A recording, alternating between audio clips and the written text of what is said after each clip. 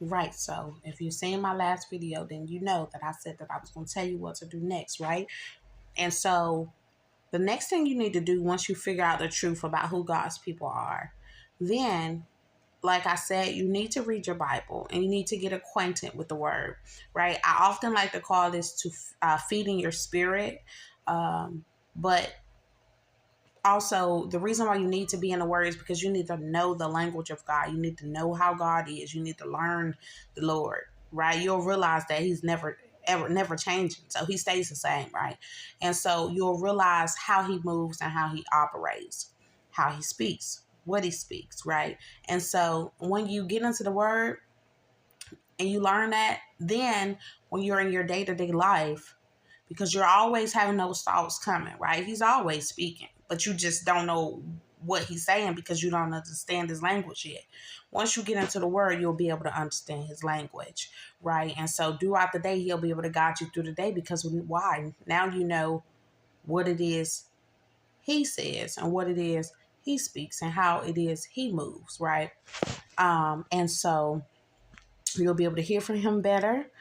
And then two, this is also something for you and your flesh, right? Because your flesh is going to feel, once you get into the word and once you really, God's spirit just comes over you, you'll realize that, oh my God, I'm not worthy, or you'll start to feel unworthy.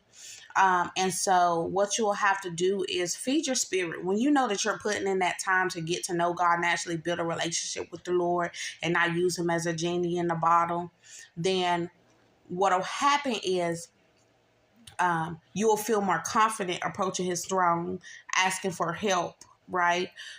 Because you will feel like, okay, you're doing what you have to do. Even though we have been saved, we have salvation without, it's nothing that we could do for the Lord to have extended his grace and salvation unto us. He said that he loved us first, right? And so he's given his salvation to us freely. It was not because of anything that we've done. But our flesh and the enemy will try to make us feel like you ain't worthy to go before the throne. You ain't worthy to ask the Lord for help. And so to combat that, it's good to just be in your word so you can shut that spirit down and say, no, baby, I'm clothed in the word. I have my sword of the word, right?